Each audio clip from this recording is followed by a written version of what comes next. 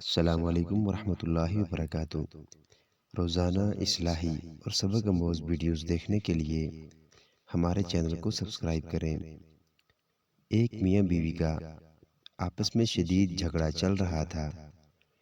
وہ ایک دوسرے کا چہرہ دیکھنے کے بھی روادار نہیں تھے۔ انہوں نے سوچا کہ لوگوں کے مشورے پر عمل درآمد کیا جائے اور تھوڑی سی تھراپی کروا لی جائے۔ جب وہ دونوں میرے آفس میں داخل ہوئے تو میں نے دونوں کے چہرے پر سخت کشیدگی دیکھی۔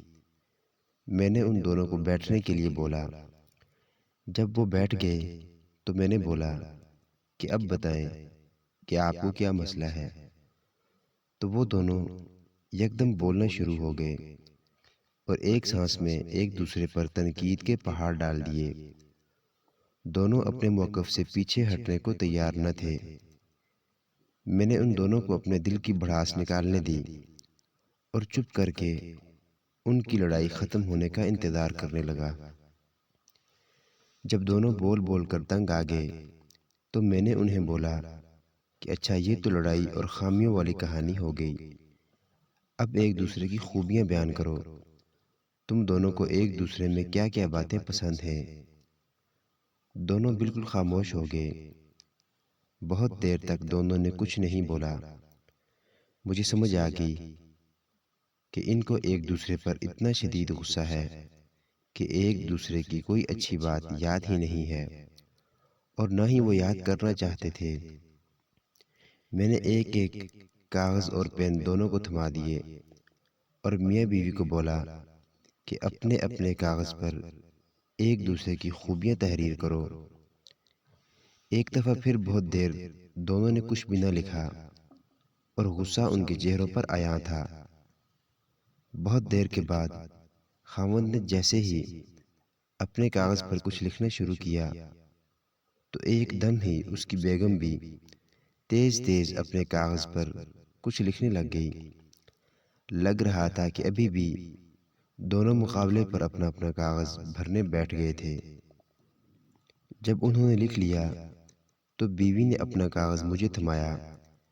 میں نے اسے واپس کرتے ہوئے بولا کہ اسے اپنے شوہر کو دو، وہ خود ہی پڑھے گا۔ بیوی نے اسے دے دیا اور اس کا کاغذ لے لیا۔ دونوں نے پڑھنا شروع کیا اور تھوڑی دیر بعد بیوی کی آنکھوں سے آنسو جاری ہو گئے۔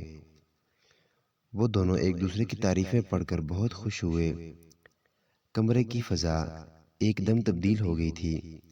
ایسے لگ رہا تھا جیسے ان دونوں کی کبھی لڑائی ہی نہ ہوئی ہو۔ میرا فرض پورا ہو چکا تھا۔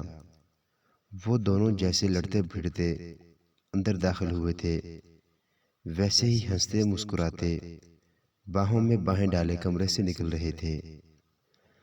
آپ سے بھی التماس ہے کہ اپنی زندگی سے کچھ وقت نکال کر لوگوں کے لیے کچھ ایسا کیا کریں۔ ہر کوئی اپنے لیے جیتا ہے، اصل جینا دوسروں کے لیے جینا ہے۔ کاش ہمیں زندگی کا مقصد سمجھ آ جائے۔ ہر انسان بہت سی خوبیوں اور خامیوں کا مجموعہ ہوتا ہے۔ اگر ہم دوسروں کے عیب تلاش کرنے لگیں تو ان کی اور اپنی زندگی عذاب بنا لیتے ہیں، اور اگر ہم ہر ایک کی خوبیوں کو اپنی توجہ کا مرکز بنا لیں تو اپنی اور دوسروں کی زندگی آسان بنا دیتے ہیں۔ فیصلہ آپ لوگوں کے اپنے ہاتھ میں ہے۔ ویڈیو کے بارے میں اپنی قیمتی رائے سے کمنٹ سیکشن میں آگاہ ضرور کیجیے گا۔ اللہ حافظ۔